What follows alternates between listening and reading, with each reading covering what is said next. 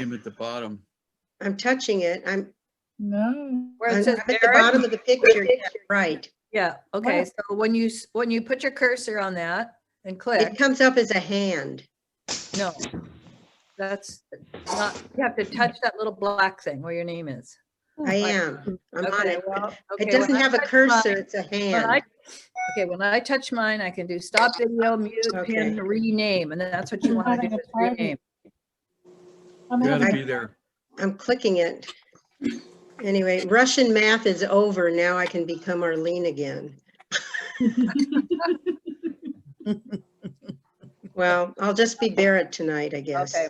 Somebody else changed it. It happened on my other class and they changed it. Hi, Charlotte. Where's Charlotte? Hi, We're now onto page 2.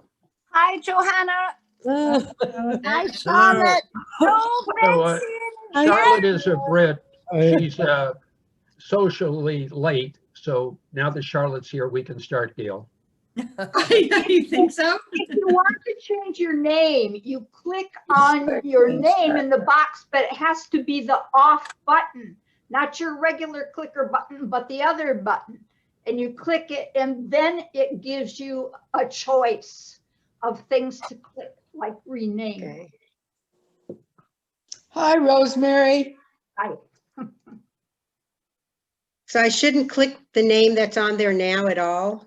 Yeah, click I am, on but- whatever your Click, name, yes. mine is Rosemary. So if I click on Rosemary Boyd with the off button, What do you mean the off button? Maybe that's. so you've got two buttons on your mouse, right? Left or right then? Yes. Oh, I should do the right one. Usually Oh. use the right button, then click with your left button.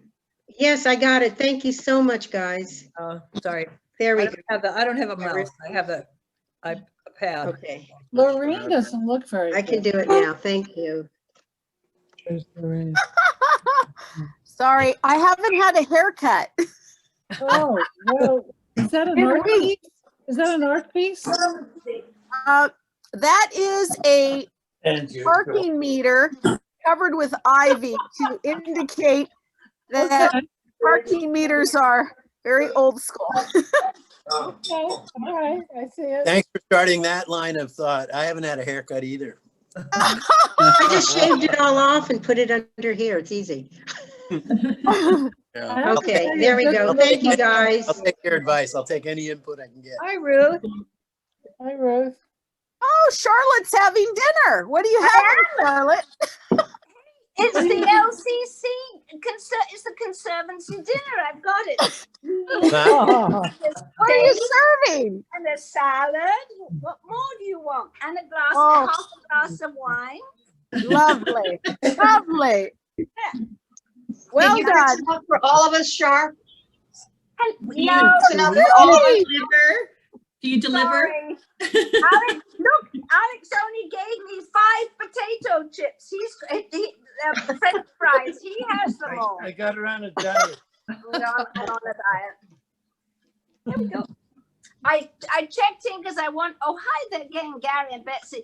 I want to listen to George Weiss. Somebody said hi, Ruth. Listen to George. Oh, I want to listen to you. Well, you tell me. What, munching away? I have the questions. You have the answers. Okay. Oh, hello, Ruth. Hi. Hi, Ruth. Hello, dear. Oh, boy. I got to close my background. There. Cool. What's that? Okay, there you go. Oh, yes. There.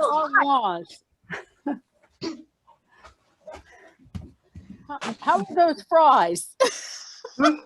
There's Trudy right in the middle. Yeah, yeah. One for you and one for me. Could you mute that? We're making us hungry, okay? Right, sorry. 7 o'clock is the golden hour for our dinner. No problem. Good. How are you, Doing George? 2 things at once. Yeah. I'm great. Thank you for asking. I'm doing fine. I hope everybody else is too. Yes. You know, it's Yes. a Can heck, you been a heck of a, Charlotte? We won't Speaker, hear yeah. the eating noise. There's Hassan. Rosemary. Hassan, you're not in the frame. You need to Okay, move over. Yeah. Thank Oh, much better, getting better. George, Yes, congratulations on being Thank you. elected. Very pleased. And thank you so much for volunteering to be the alternate on the Coastal Greenbelt Authority. Oh, We yeah. are, meaning to call you. yeah, we need to talk. Thank Good. you. Yeah, I'll be talking to you soon. I'll call you tomorrow even. Thank you for that. Looking forward to working with you.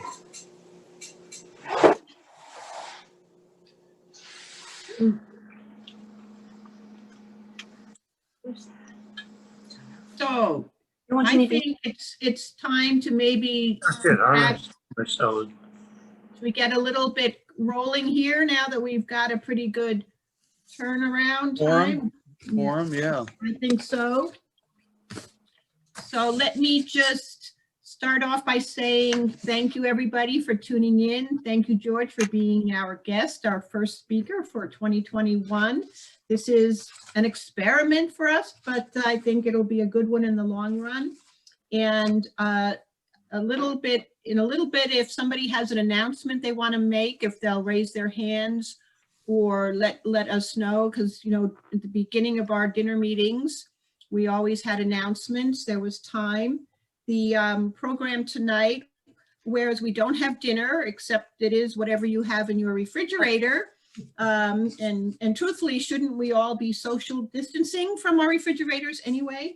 But we will, you know, get moving. And first we'll have announcements, and then George will give us a brief talk about his first month in office, and then we'll go into a question and answer mode where Jean will be posing the questions. So I wanted to just let everybody know what LCC's been up to for the past, you know, almost a year now. We have been holding board meetings. I became president in July of last year.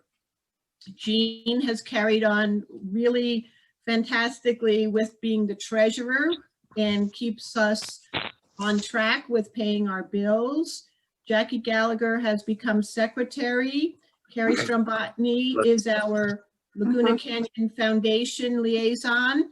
Maureen Laguna is an active member of our board. So coming up for 2021, in the next 2 weeks, you'll be receiving notices about becoming either a new member or a renewing member for Laguna Canyon Conservancy. So everyone's been saying, what about our dues? What about our dues? Anyone who paid late last year is now paid for all of 2021. There will be a notice about paying dues for 2021 sent out to, you know, become a member, renew your membership, bring in a friend. We welcome everyone. It's still only $20. And so we're going to stay on course for the time being with trying to be a source of contact and a voice in the community. We will have nominations and a new board elected in May. And then for the time being, we are, when something comes up, for example, on the Planning Commission issue, we have been weighing in on projects that affect the canyon that, you know, we want to keep existing open space designated as open space. For example, not to become a site for affordable housing. And so then we also have been keeping in contact with, like, Orange County Parks. We try to protect the canyon trails from damage by overuse and electric bikes. So we are doing communication outreach. Our most recent one, we will be sending out a letter to support, you know, hopefully protecting Aliso Beach, the sand berm damage from skim boarders. So these are the types of things, as you know, we've always been keeping up on, and we will continue. And so if at this time, anyone wants to make an announcement, and then I will give the introduction to George. So are there any announcements someone might want to make at this time? Mary Fagris is asking for. Yes. Okay, we'll have Mary. Yes. Hi. Hi. Mary Fagris. I am your representative on the Coastal Greenbelt Authority. thank you for that, and I'm very glad to be there. I've been lucky enough to be chair, I think, the whole time I've been on. Our first meeting for 2021 is this coming Wednesday, and if you would like to join the Zoom meeting, it's on the OC Parks website. It's quite clear of how to get to it. There are a number of issues facing our wilderness parks. This 2020 was a extremely difficult year for the wilderness parks. Huge impact of people, just hikers, but then on top of all that, we have this e-bike issue too, which constantly is pressuring OC Parks to change their ruling. So I think it's very important that we stay strong, and I'm glad Jean is also on the Coastal Greenbelt Authority. It helps to have voices of people who really understand our wilderness parks. Thank you very much. Thank you, Mary, for doing that too. You're such a constant crusader for everybody and our group and environment. So, okay, is there anyone else who might want to make us aware of an upcoming important meeting or a cause we should be paying attention to? I do. Go ahead, Rosemary. You need to unmute yourself. You don't know how to unmute yourself? That's probably that John guy. Apparently other people do not know how to mute themselves, or maybe you should mute everybody until they raise their hand, because I don't, if you're watching in speaker view and somebody coughs or their phone rings or they take a bite off their plate, you hear the noise. And in the midst of people talking, that gets very annoying. So we're going to mute everybody and go to speaker's view when Gail introduces George. Right. So that's not an announcement, so you're out of order. That's polite. I'll second that motion. It's a good idea. The announcement I wanted to make, Gail Waite referred to, but there's a special planning commission meeting, which is of course a Zoom meeting this Wednesday, just 2 days from now at 6:30. The special planning commission meeting is on the housing element update, and the state of California is putting a lot of pressure on the city for low-cost housing. And the consultant's report is looking at building, perhaps building at a good. You were right, Rosemary. What'd you say? Was wrong. I can admit when I'm wrong, but God bless you in any event. That they're looking at a building at Act 5, or a building taking 2/5 of the dog park, or a building at the school district busing, the bus storage area. And but they also have other things. This is where I'm sure they'll spend some time talking about auxiliary dwelling units and aging in place. And so it'll be an interesting thing if you're retired like I am and you got nothing to do. So it's a Zoom meeting this Wednesday at 6:30. The Planning Commission doing that interesting and important work. The people concerned about Laguna Canyon typically are concerned that whatever the thing that comes up, people say stick it in the canyon. And there are alternatives to have solutions dispersed around town. Excellent. Thank you, Jean. So anyone else for an announcement before I go into introducing George and letting him carry on with what he came here for today? I'd like to make a quick one if that's all right. Okay, Mina. I'm one of the newest members of the City of Laguna Beach Environmental Sustainability Committee, and just wanted to let folks know that several of our city commissions have, the process has opened for new folks to come on board, and I think they're accepting applications through January 22nd. We have 4 seats up, and at least one of those is actually vacant. Great. Okay. Right. Well, then, if So no one else. I'm going to mute everybody. I'm going to switch to speaker view, and then I'm going to try to figure out how to ask Gail and George to unmute themselves. Okay.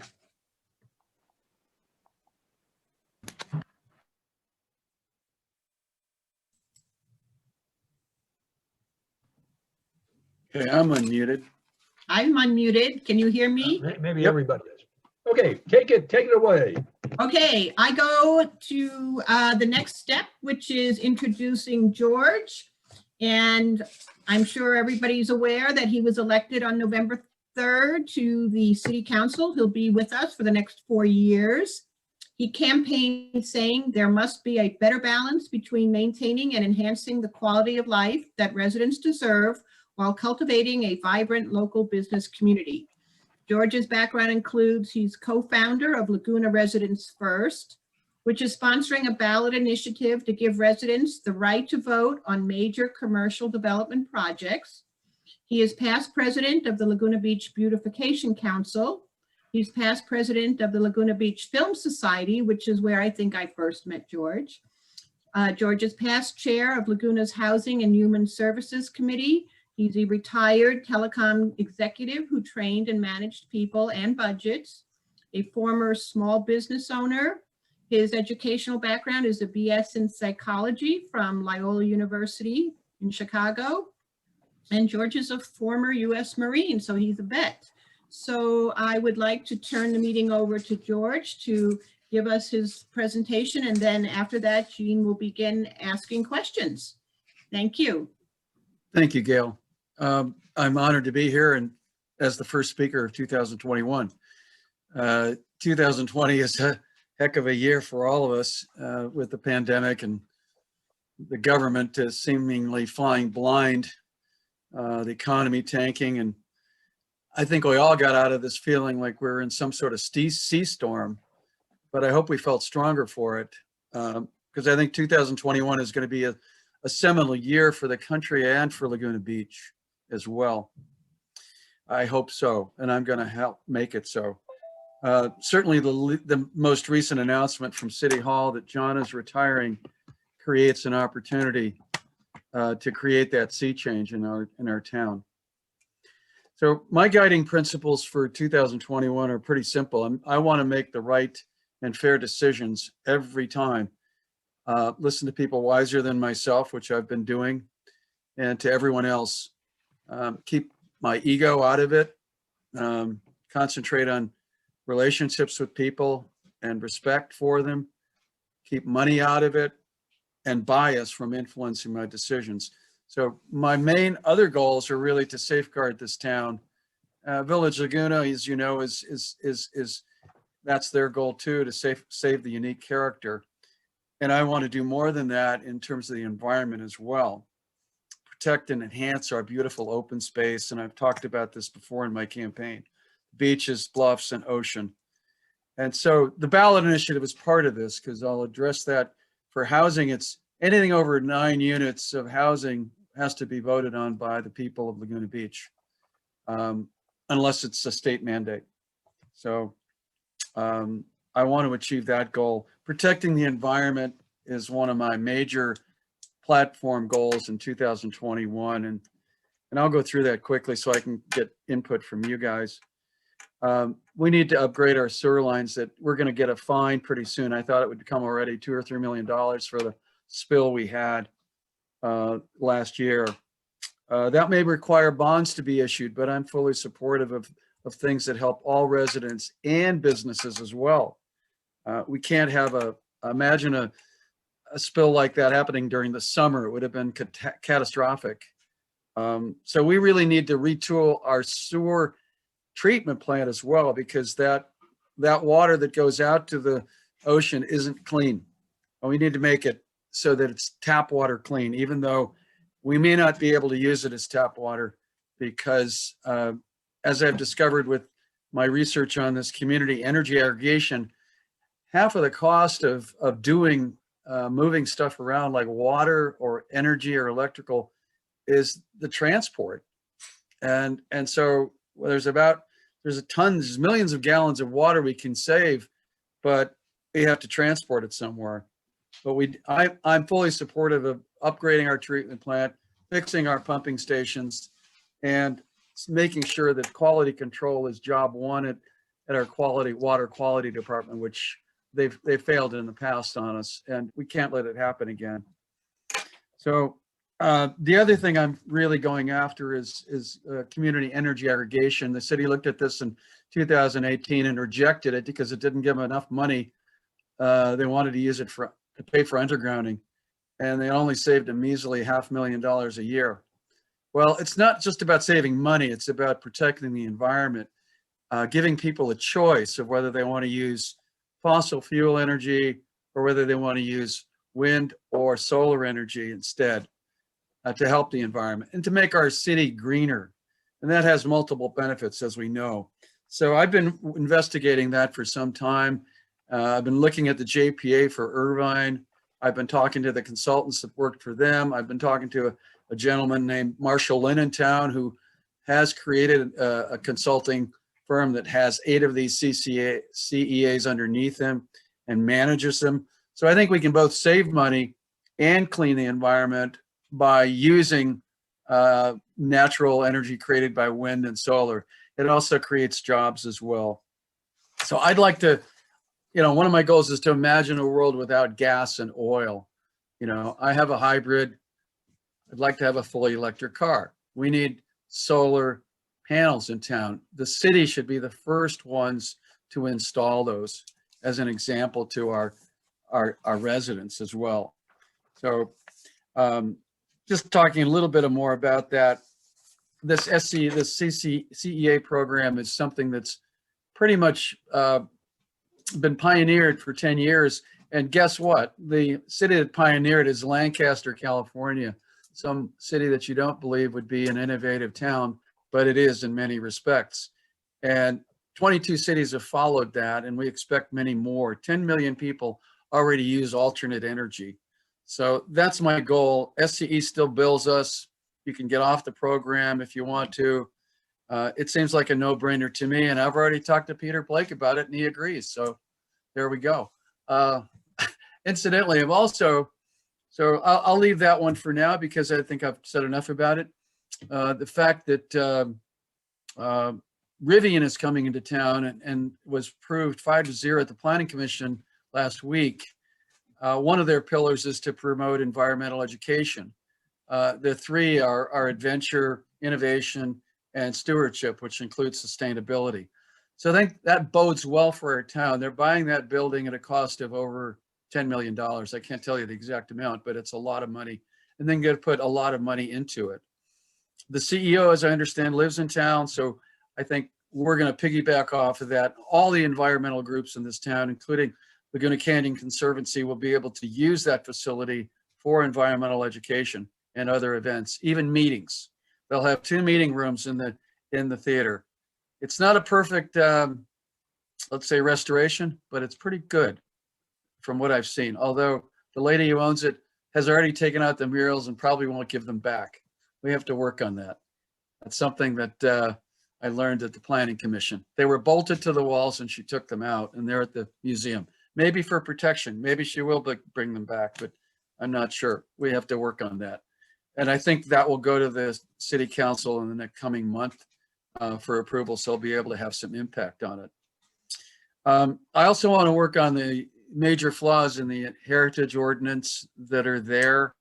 I don't know enough about this area. I did get a preview from Ann Christoph and from Catherine Jerka, but I need to know more because it's not something I'm really intimately familiar with.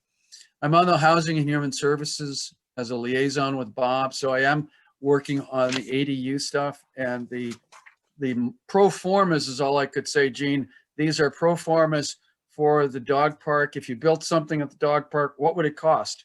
50 units. If you built something at Act 5, what would it cost? 50 units at 400 or 500 or 600 square feet. The city is in, you'll see at the meeting on the Planning Commission that the city is going to create zones, overlay zones for affordable housing throughout the city and in the canyon, but not just the canyon. I can assure you it's not just the canyon as well. So I don't know if anybody has questions about any of that stuff. I also obviously going to promote what I ran on, accountability and transparency. And so those are things that are near and dear to me, as well as financial fiscal responsibility. I know we're going to be discussing the promenade tomorrow about, and that brings up those questions too.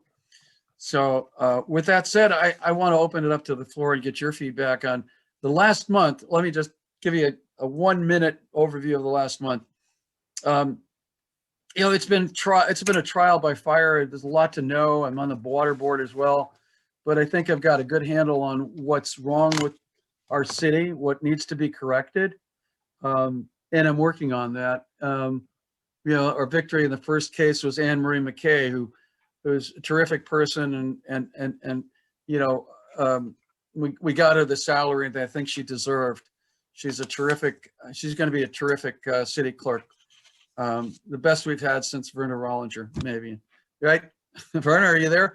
Anyway, I also might add that I'm going to try to work closely with all the city council folks. I've met with Peter Blake. I've met with Liberate Laguna for an hour and a half. I've met with George Dubin, and they've called me to ask me, you know, try to find out who I am and maybe find my weak points. But I'll work with anybody who will work with me to make the city a better place to live, because that's my goal. Residents first. Today, as a matter of fact, I went downtown because I don't know if many of you know Jim Otto. He came here in 1965, opened up the Sound Spectrum in 1967. He's not in good health. And about 6 months ago, when they were changing the crosswalks at Ocean Avenue, he went across the street on Coast Highway and fell at the curb because he didn't realize the curb was still there on the left hand, on the south side. They hadn't opened up the north side yet. And so he's got a claim with the city. And, you know, it's on the consent calendar. As far as I can see, it'll be taken off tomorrow by me, because I think somebody who's lived here that long deserves a hearing as to what happened and not just to reject it. So that's my focus, one resident at a time, on the issues we face. So one of the other things that I think occurred with city council is, let's see, I'm trying to remember. The residents, What's that? unemployed residents. Oh, we got $300,000 for unemployed residents approved, artists. and artists, in addition to the subsidies for business. So that was a big victory in December. And I'm not expecting huge victories every time, but I want to move us to that balance point between what's good for residents and what's good for businesses. And with that said, thank you for allowing me to rant. I'll ask questions. I'll take questions from the audience. George, the way we have the program is I've prepared a bunch of questions. Okay. We'll go to them. Anything you don't know about. So, you know, it's certainly not a gotcha. So it's perfectly fine to say, I need to look into that issue. I don't know anything about it. I need to look into that issue. Yeah, but you know, we'd be interested Practicing. in how you would approach solving the problem. And of course, you wouldn't be surprised that many of my prepared questions have to do with items that you've already touched upon. But I think I'd like to give you an opportunity to expand Sure. on. So my very first question, since you're a co-founder of Laguna Residents First, is can you give us a review of Laguna Residents First effort and the importance of having a vote of the people to approve large commercial development? And I think the thing that surprises most everybody is that in this particular regard, we're not leaders, that other cities around us already have protections like this. I'm happy to answer that question, Gene, because when I originally recruited Dave and I, did this, and really it came out of that summit we had in April of 2019, that we formed Laguna Residents First. We started meeting with people. Deborah Lewis, she was city council person in Dana Point. Jay Humphrey was a city council person in Costa Mesa. Susan Skinner, who was a big activist in Newport Beach, and her parents were too. So we looked at those ordinances, and they were passed overwhelmingly, 67% in Costa Mesa. A similar ordinance to what we have on the table, ballot initiative on the table. You've seen what's happened to Dana Point, right? I mean, not looking that good downtown. The buildings are just too high and there's too much intensity of development. So what our ballot initiative does, and it's still going for right now, we've determined that it has to be probably fall of 2022. We tried to get it on the ballot for the primary, but that requires a special election, even though it's not a special election per se, it is for the municipality. And that's what the election law says. So unless we can get it on the ballot, council approves it, it'll be fall of 2022. So really what it does is enshrine the height limits all over town, just the way they are today. No changes. No changes. Just enshrine what's there. We think that's perfect for the town. If you want something bigger, talk to us, talk to the residents and get it passed by the residents. And maybe we will, you know. I look at the primary project that I point to of note that I would like to say, please emulate this, is Joe Hanauer's redevelopment of the Pottery Shack. Bring it on. The front part of that project, I think, is 9,000 or 13,000 square feet of both retail, office, restaurant, and plaza. The backside is office space and a parking lot, plenty of parking. Beautifully, I think, done with in terms of staying with the character of the neighborhood and what the place was before. It's not perfect by any means, but that's what we say. If you build something like that, you're not going to even fall under the ballot initiative. We won't have to approve it if it's under 22,000 square feet. Okay. If you bring more than 75,000 cars or trips into this town, let residents vote on it. So those three things are really the primary drivers of our ballot initiative. There's a couple of others with allocating or combining stores that we don't want box stores in town. So don't you combine downtown stores and turn something into something we don't want, a national chain to come in there that needs a larger size. So our ballot initiative is on track. We're trying to partner with a union to get some help canvassing and to get it done in April. That's our plan, is to get, assuming COVID is okay, we start collecting signatures in April and finish that within 3 months if we can. We have 6 to do it.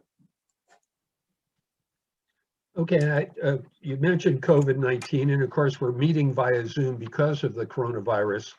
Might you have any comments about COVID-19 in Laguna Beach? Compliance with safety measures, support for those in need, and support of Laguna Beach businesses. As you mentioned in your opening comments, thank you for providing the leadership for the City Council to approve $300,000 matching funds to support Laguna Beach residents and employees who are in need.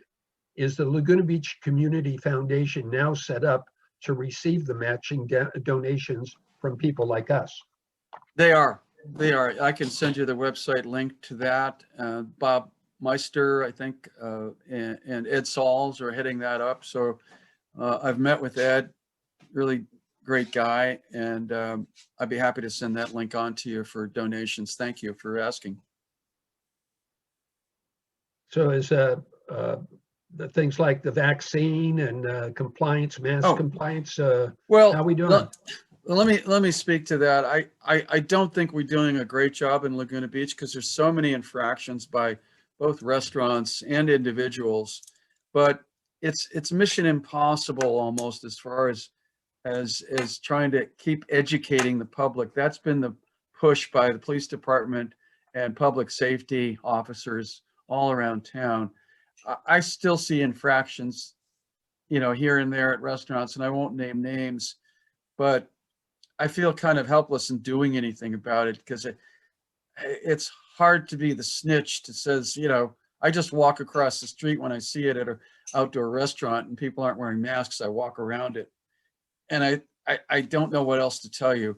I think other than that, I think we've done a decent job of containing COVID in town, but I don't know the exact numbers, Gene. I just talked to Chris Katsamanis. None of his relatives in town have had COVID, but 4 of his relatives in other places have it. One of his died, who lived in Salt Lake City. So it's affecting people we know. Moving on, in the news, as LCC President Gail Waite mentioned, the Aliso Beach sand burn. The city of Laguna Beach has given grant and support to the Laguna Ocean Foundation for the Aliso Creek estuary. Do you have any comment on the enforcement of people destroying the Aliso Beach sand berm? Like Main Beach sand berm, the Aliso Beach sand berm only opens naturally during major storm events. The Aliso Beach sand berm is a natural coastal resource protecting ocean water quality from dry weather inland urban runoff. Unfortunately, inland cities use great quantities of pesticides, herbicides, and the runoff includes fecal material, known source of ocean pollution and threat to public health. So the illegal destruction of the beach sand berm violates the city's approved local coastal program and commitments to restore the Aliso Lagoon. What should be done? Well, I think the county has to step up because it's clearly a county beach. I know that David Schisler recently said, well, they're the enforcing party, so let them and try to enforce it.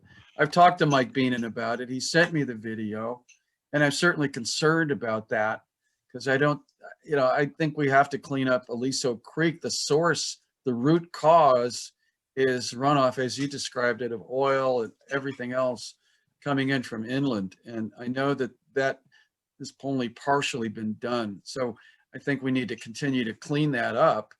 But I don't know what our enforcement is locally, what our powers are. But to your point, I'll ask David Schisler about it. I met with him for only 10 minutes, so I don't really know much more than what I've told you just now. And I know we're going to have a whole 2 or 3 hours session in February of the City Council on the sewer system issues and what can be done.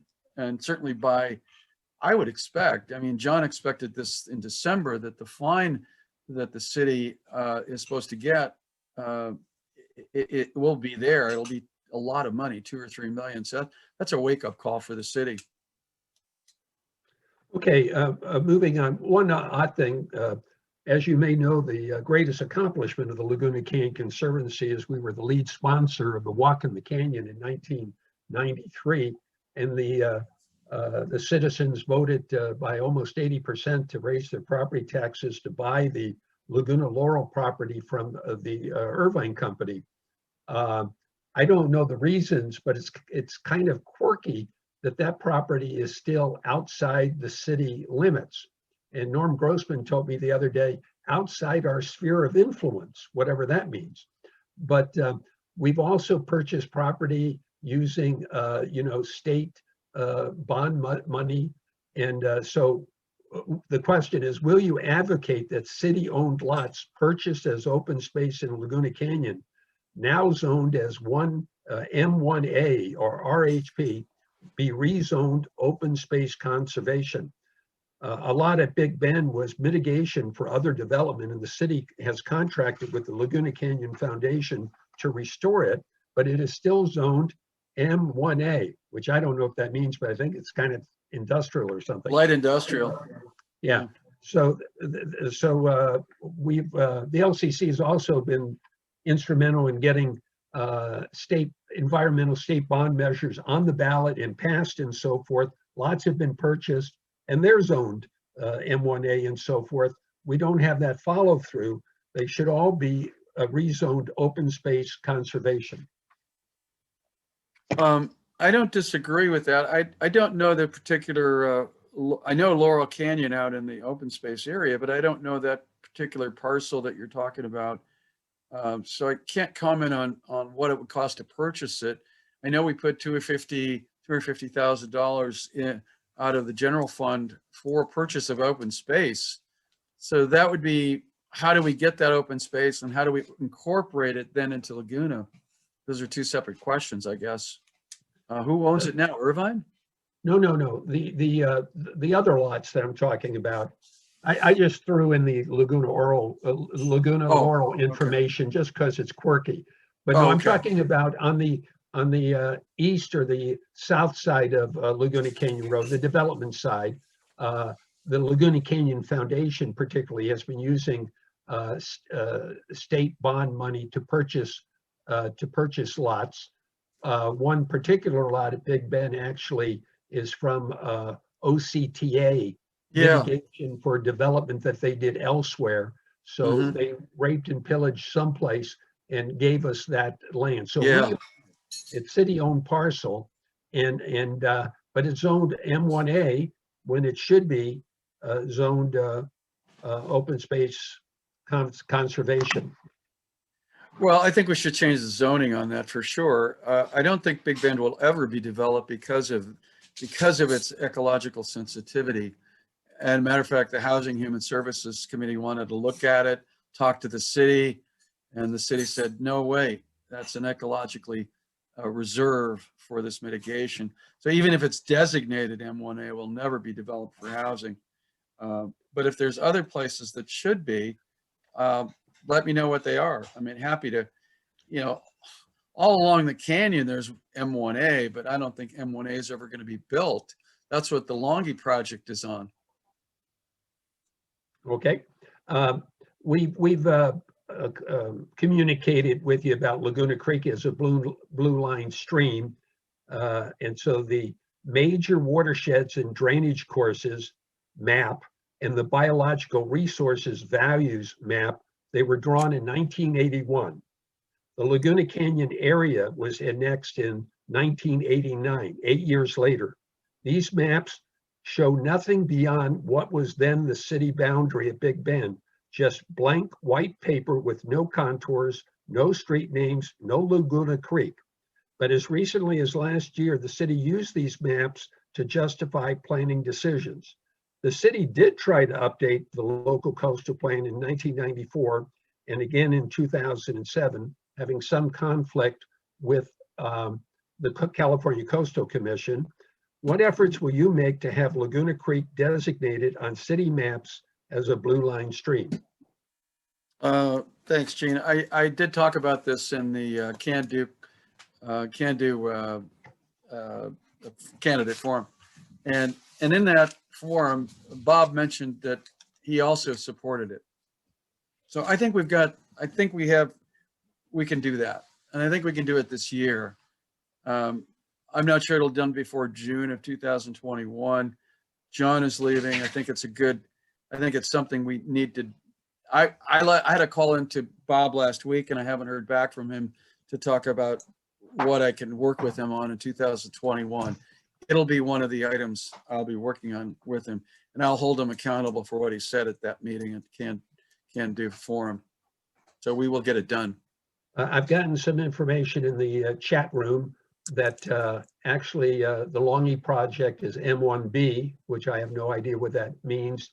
That somebody says regarding getting it mapped Laguna Creek blue line stream, they say hurrah, hurrah, hurrah, get it done. And somebody says, please ask him about the vaccine again. Okay. I don't know anything about the vaccine. You? Anybody that's over 74 or 5 can get the vaccine, has priority. 75, I think the age limit is. And then from there, it's going to be availability. So I don't think we'll have it, I don't think we'll have it till late spring or early summer for the rest of us who aren't have a precondition. I'm not hopeful that it's going to come any sooner. Or healthcare workers, we know that they're a priority as well. So that's all I can say about the vaccine. I haven't heard anything more about it from the city, but I'd be happy to look and see what the forecast is for our city specifically and send that to you. My wife is sending me a chat message, and so I'd like to tell her, read the press release. The information about asking questions is in the press release. Questions may be asked via chat. I also would like to encourage people to ask their pharmacy or where they normally get their vaccines. That's where you should ask the people. So my preferred pharmacy is Pavilions. And so I have signed up for notification. It says go to pavilion/COVID and sign up for notifications for information. What information do they have so far? None. But None. as soon as they have some information, I'm on the list. Well, it's going to come from the feds to the state, to the county, and then to the city. You know, so I don't have any more news than what I just told you, unless it's been updated, and I doubt that. It's just a question of manufacturing hundreds of millions of vials of vaccine. So Arlene says that Lifelong Laguna sent a list out today. So Great. I think it'll start. I had a question, so let's see if you want to add anything to this. Okay. The Irvine City Council recently voted for community choice energy to create and lead a joint power authority with other Orange County cities. Community choice energy programs are designed to provide customers with energy choices that include renewable energy sources, would work with Southern California Edison. Should I unmute everybody so everybody can boo? Well, let's just boo. The city would purchase the different types of energy sources and sell the energy to consumers. Edison would continue to provide transmission, distribution, power line maintenance, and customer billing services. So I know you have a keen interest in this program. Can Laguna do this also? Well, easily, Gene. All we have to do is join the JPA and we're in. There are 5 cities that are in the JPA, and I believe it's Huntington Beach, Lake Forest, Buena Park, Irvine, and one other, Fullerton. At this time, Costa Mesa decided not to join the JPA. I don't know why, but they might in the future. So I think it's probably a pretty good bet that I'm going to bring up that legislation shortly in front of City Council, that we should re-examine this. Even when we did, and I've read the energy evaluation they did by a consultant in 2017-18, it was a pretty good deal. And they also said the energy costs were going down. I might add here that solar is going down and has since 2018. While the cost of battery storage is also going down. So the confluence of those two factors bodes well for the cost of solar energy down the road for us to buy it. Again, it's half of the cost of what the formula is for the total amount you pay. Half of it's transport, and that portion will still be paid to SCE and to the other San Diego Power down in South Laguna. So I think we have to do this.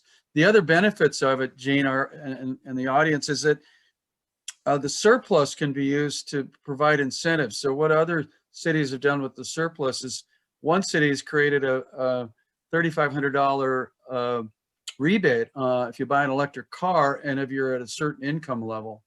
Other cities have incentivized solar panels, paid for solar panels for the city buildings, for example, and recharging stations. So those are the main ones that come out of the surplus. In the JPA, there's a board of directors consisting of all the cities that are joined.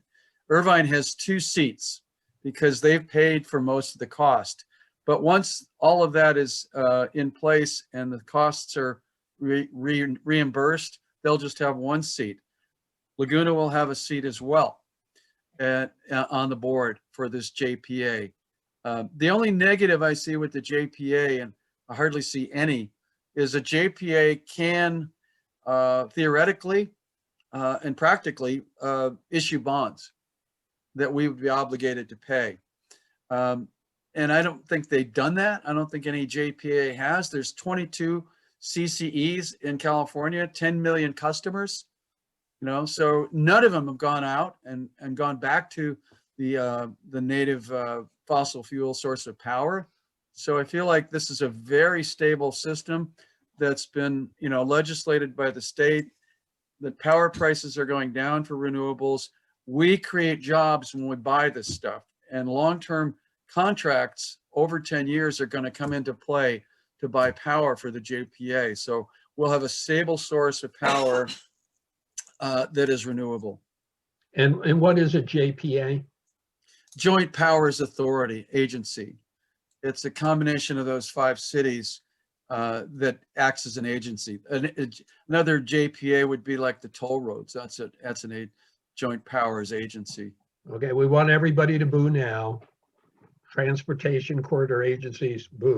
Well, we have, you brought up the theater. One of the things interesting in the theater is that Edgar Payne, the first president of the Laguna Beach Art Association, painted murals there. And for some reason, my wife wants to tell us something about it. What would you like to tell us, Johanna? Well, I just wanted to say that I'm not sure where all the murals are. I thought the museum had one that they were restoring, but perhaps they're all there. I don't know. But the one thing that we need to think about asking to go back into the theater, because if those murals are in a museum setting, they are well taken care of, and have, you know, the humidity is right, and they're able to maintain, you know, their integrity. If it's in a space that you have people coming in and out, that the humidity isn't controlled, they could degrade, and they probably have been degraded right now, and maybe they'll be restored. So I don't know if the push necessarily needs to be to have them put in situ, you know, and where they were. I think mostly we would like to keep them in Laguna. And if they could be in the museum, it might be a good thing to think about. I'm not particularly sure about that, but it was just a thought that it'd be. No, I think you're absolutely right, Johanna.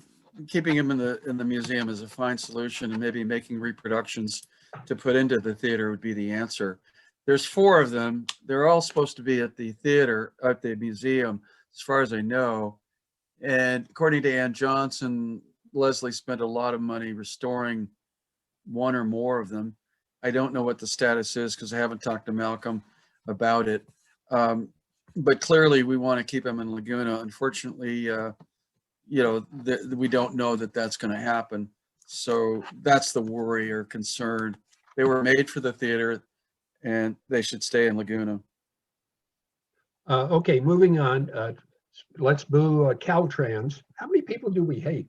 Caltrans has a number of projects. I'm kidding. Caltrans, well, partially kidding. Caltrans has a project, they call it a safety project at Laguna Canyon Road and El Toro Road. Do you support this project? It will provide 2 lanes going out of town, which currently you have 2 lanes, then you get down to 1, then it opens up to 1. It'll be 2 lanes all the way out. And we'll have a new entrance into Eneley School from El Toro Road.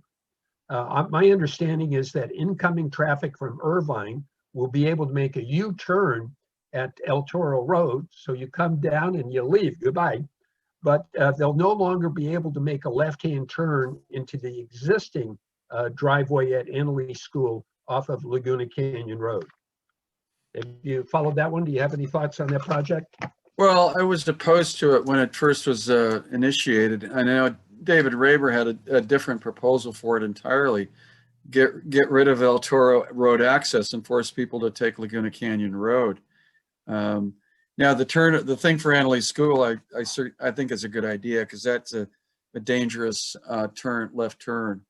But I really don't know. I don't think you're going to, regardless of what I say, you're not going to stop the state of California. 2 billion, you know, I don't know what Caltrans is. It's this giant organization that seems to be a sovereign state, you know. Well, particularly on this project, Hallie Jones of the Laguna Canyon Foundation and Mary Fagris of the Coastal Greenbelt Authority and the county, our supervisor, and the city met with Caltrans, and this is the compromise that they came up with. They had one where they were going to have an extra lane going in front of the Willows parking lot. They originally proposed whacking off a whole bunch of rock outcroppings, removing a whole bunch of Trees, 100-year-old oak trees and stuff. So it's probably a pretty good yeah. compromise. You know, that sounds like a pretty good compromise. I didn't follow the compromise. I remember the original proposal and everybody was opposed to it. So yeah, I generally would support that. I mean, is there a better one? I don't think so, and we're not going to stop it anyway. So, you know, I do think as regards to Caltrans, I do think we should take over Laguna Canyon Road. I think we should take over the Coast Highway, because we have to, if we don't, we can't control our own destiny with regards to those two roads incoming and outgoing. And they're the arteries of our town. Other cities have taken them over, Dana Point and Corona del Mar. I know it's an additional cost, but we're, you know, and this is not the time to do it, but down the road.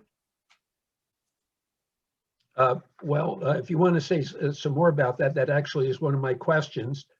You know, should the city take over the ownership of Laguna Canyon Road? What would be the benefits? What would be the liability? The liabilities are just what they are. We have to maintain those roads. And I think when, what I understood is in Corona del Mar did it, they got $3.5 million from Caltrans to maintain the road for X amount of time. Now, you know, Corona del Mar's got some nice median strips in the roadway. We might be able to do the same thing if we own the roadway. It's a little harder to do when you don't own the roadway. You know, at some point we may have to go to congestion pricing to get into our town. If we don't own the roadway, we might not be able to do that. I'm just thinking theoretically. We've got 6 million people coming in. When 7 or 8 million come in, we may need to make them pay to come in because they're costing us money. So that might be a way. I haven't thought it through, but that might be a way. And if we don't control the road, we may not be able to do that. Okay, we need to define our terms. Per the Laguna Canyon Annexation Area Specific Plan, and this is what we have to emphasize. When in the late 1980s, when the city annexed the canyon properties, the people in the canyon were a little leery. And so they said, let's put it in writing what you guys are going to do to us if we become part of the city of Laguna Beach. And so they got it all in writing. Per Laguna Canyon annexation plan, all development must be small scale and rural. But in the absence of clear definition, this has not been honored. Will you work to make clear definitions of rural and small scale that will limit development in Laguna Canyon? I support that generally, but again, there is housing to be concerned about. So if we don't zone housing, the 390 units or 350 that we need, the state's going to do it for us. And so part of that has to be in the canyon somewhere. We know, for example, the proposal that you mentioned earlier, Gene, on housing at the dog park, they're looking at, 50 units of senior low income housing for the dog park. Not the ideal site because you can't walk to a grocery store from there. But that being said, it's, the areas like that may be zoned for affordable housing because we need to meet the numbers. In addition to that, there's places in the city, I would say the First Church of Christ Scientist in North Laguna, which is not well used, or even there might be room at the neighborhood Congregational Church to build affordable housing, or at the Mission Hospital. Mission Hospital's, not making a lot of money. And that's a potential site that if they did go elsewhere or close, that could become a site for affordable housing. So I'd like to see more of those. There are not a lot of them are in town. But I think everybody has to share. But in general, I would support, and I did support, rural character of the city. That's why that 9 units of housing is in there for the ballot initiative. And we argued about it endlessly. But that's what it is. Anything over 9 units, you come to us, the city, the residents, and we tell you yes or no. And that includes LCAT. Very good. My next question has to do with the Wilderness Park being overused and e-bikes. Thanks to social media and COVID-19, Laguna Beach is being inundated with visitors to enjoy the views and recreational opportunities at Laguna Coast Wilderness Park and the Aliso and Woods Canyons Wilderness Park. The number of visitors has doubled, and perhaps 70% have never been to a wilderness park before and do not know preservation rules. The parks are being loved to death, including a push to using e-bikes. Do you have any suggestions on how to combat this? Oh boy, that's like a $64,000 question. E-bikes are becoming a problem. I know that walking on the trail between Top of the World and Molten Meadows, I got a big piece of dry mud right on my chest from a kid going by at 30 miles an hour after he'd been in the mud. So I see that going down the street. My friend Wave, who manages a sound spectrum, that kids are riding the bikes on the sidewalks because it's a younger and younger crowd.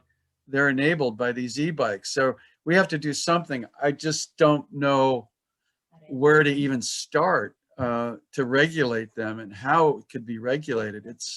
But it is a problem we have to address because it's a safety concern as well as an ecological concern because so many more people are using those same trails to erode them.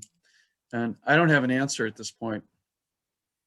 Well, the OC Parks subcommittee on trails met considering e-bikes last year and decided to put it off to this year. So they'll be meeting sometime to talk about it. Currently, e-bikes are illegal in the and should be cited in the wilderness parks.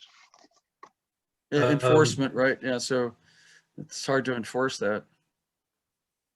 The city previously committed to begin the implementation of the Laguna Canyon Planning Study recommendations in 2018, with the first projects to be completed by September 2019, and the final updates to the 2 canyon-specific plans completed by 2023. None of this has happened. What can you do to finalize these projects? Well, honestly, I don't even know what the projects are, Gene. Could you tell me? I'm just reading the questions. This is the Laguna Canyon Planning Study. Oh, okay. Yeah, I don't. Penny Mill here. Penny, you want to unmute yourself and Sure. say what they're talking about? Go ahead. Yeah. So the Laguna Canyon Planning Study, hundreds of us spent thousands of hours working with the consultants about potential updates to the Laguna Canyon Annexation Area Specific Plan, the Sarah Thurston Park Specific Plan, and the zoning for the areas in between, with the idea, and some of those topics are things that have already been touched on by questions, like, for example, we know, especially with the state's push for affordable housing, that standards like rural and small scale will not be as enforceable as, we need clear-cut objective standards. So anyway, that the Laguna Canyon Planning Study was the 2 specific plans, definitions of rural and small scale, and updates, to the zoning between the specific plan areas. And it had a schedule, and we're not on it. Yeah, I don't know what to say about that. I'll consult with you, Penny, on them. That's all I can tell you. Let's talk. Johanna, are you playing with the share screen? No, Johanna, I don't think I'm doing anything. It's Johanna's screen. It says so. Oh, okay. Maybe she'll show us the bank accounts. Yeah, there you go. Swiss bank accounts. I see that. Johanna, you took control of share screen. Let it go. She can't give up. She's on mute anyway. You're on mute, Johanna. She's laughing. All right. Well, anyway, there was that. Thank you very much, Johanna. So my next question, She was able to cooperate. Next question has to do with design review streamlining. And at first that sounds good, but Design Review Board, they hold noticed and public meetings where concerns can be heard and considered by 5 appointed citizens. To change that to development approvals over the counter by a city staff person will predictably blindside neighbors and lead to more conflict. What is your position? Totally opposed to that. Tomorrow, and we're dealing with in closed session, which you really can't talk about, is the 11 Lagunitas, which is a project that didn't ever go to DRB and has huge problems, including a $1 million fine and the likelihood of the seawall coming down in the spring, and then whoever the homeowner is having to apply for permits for the work that was already done, which were unlikely to be granted. So I see huge problems with that, having too much power over the counter. My next question has to do with Mo Honecker. He had like 6 different large projects announced maybe even 2 years ago. There's a city council subcommittee supposed to be meeting with somebody. Can you tell us what is currently happening with the many development projects in Laguna Beach? I can, including but not limited to the zoning change and housing units he has proposed for the intersection at Canyon Acres Drive and Laguna Canyon Road. Okay, I don't know much about the zoning change of that, so I can't answer that question, but I can answer the other. The subcommittee that was set up has been sunsetted, so it's gone, it's dead. It no longer exists. As far as his other properties are concerned, what I have heard, that nothing's in good shape and financially. Let's consider the Hotel Laguna that he's in litigation with Ron Burkle on. Ron Burkle, I think Mo, contrary to what I said in the public, negotiated for a few months with Ron Burkle's agents for the Yucaipa companies to sell the leases that he owned for those properties along, Laguna Canyon, Laguna Hotel, all the way up to what's the street up there? I can't remember. Yeah. Anyway, so all the way up to Legion. For 3 months he negotiated, and then he withdrew from negotiating, and then he went directly to the Yucaipa companies. Evidently, there was a deal structured to purchase the leases from him, which he backed out on.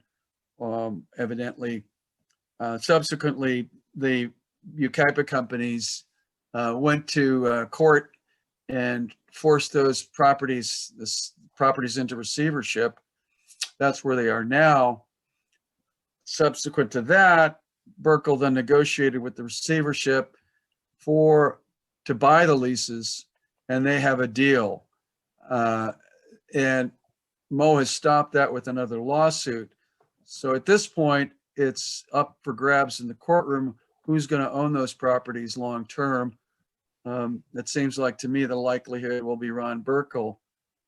He's a billionaire, and incidentally has been given awards for his preservation activities. I don't know this directly, but that's what I heard. So he may be the right guy. I don't know. That's what I know.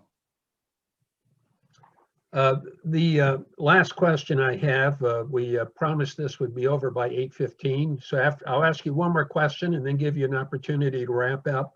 This has to do with the Dornan Investment Group, formerly the Longy Project. The city's cultural arts plan identifies multiple ways to support artists that don't involve large, dense projects like the 28-unit Dornan Investment Group project on the banks of Laguna Creek. So grandfather in existing artist work live places that may not be in compliance. Maybe another alternative is rental incentives to support the use of existing spaces in the community, and something like develop an incubator or co-working facility on publicly owned land for artists. How do you propose to support artists? Well, the 2016 Cultural Arts Plan had four main goals. One of them was the housing element to support artist work live. None of that has been developed at all, and that was apparent in the candidate forums we had. So I think what you described as grandfathering those units that are non-conforming would be a start. We did an amnesty in, I think, 1987 for South Laguna for units that weren't in conformity. And as long as the fire and safety element is met, I think I could support that as an amnesty, let's say, for artists work live. We do need more places, a place where artists can work to do their work. And I would support that as well. I just haven't gotten into it, as a project, because I've just been around for a month and a half now. Okay, well, we're at the end of the questions. We congratulate you on your election to the City Council, George Weiss. And do you have any wrap-up comments so we can end the program? Sure. I would just ask for your help. If you're not active, get involved in something. There's a lot of commissions and committees, seats that are open, as Minna said earlier. We have to do more than just talk about these things and, give advice to each other, which is easy to do, but taking firm action and getting involved is one of the things I'm really promoting among people who I've talked to. I recently spoke with a lady named Joy Berry who lives in South Laguna. She worked for one of the big hotel chains, Marriott, for 20 years doing site acquisition for hotels. So I said, well, why don't you join the Planning Commission? She goes, well, I know that's too easy. I've been to hundreds of Planning Commission meetings. I'd rather look at DRB. Can you believe that? So I gave her the names of 3 people who are former DRB members to give her a insight. This is a businesswoman. She owns a couple of hotels in Carmel, and I was surprised that she even called me back to talk about it, to become a more active member of the community. But that's what I'd like to see more people do. And that's all I can say. Thank you. And I'm an open book. Call me anytime, email me anytime.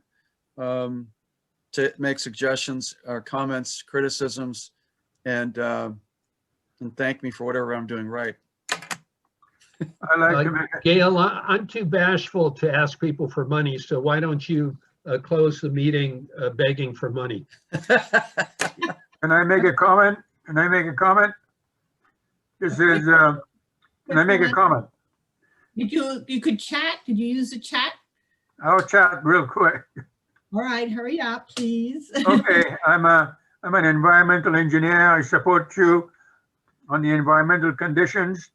Thank you.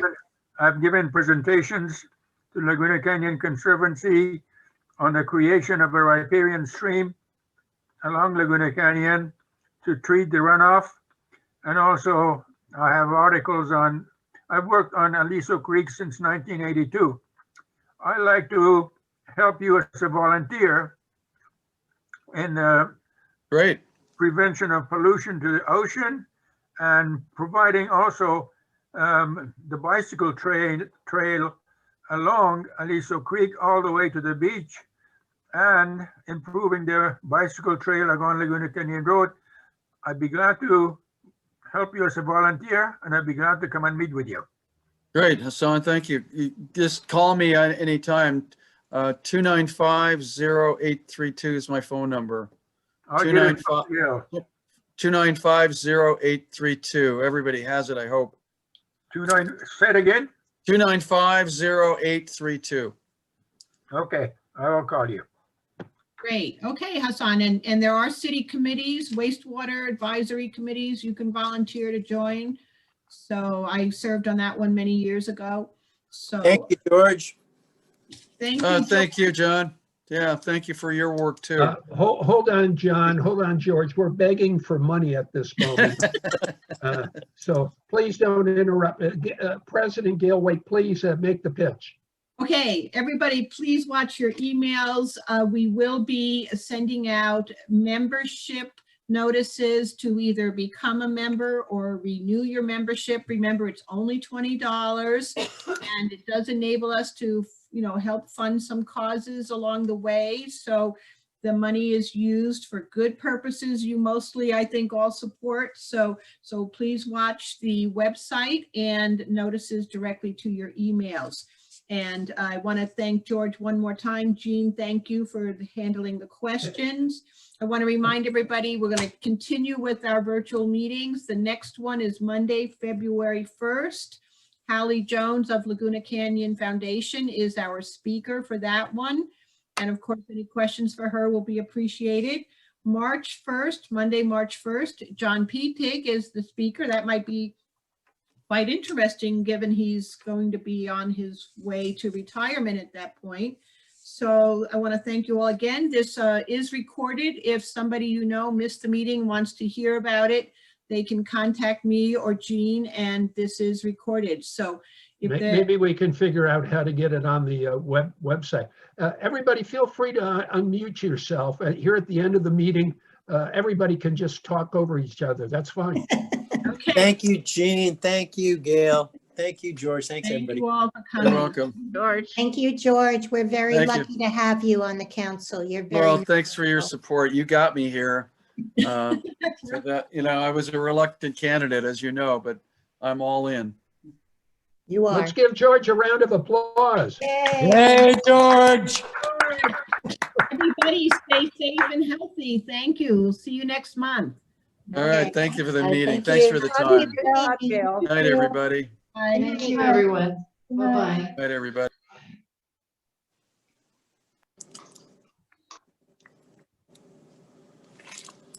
Ed, you got that piano going? Come on. He's gone. Boom.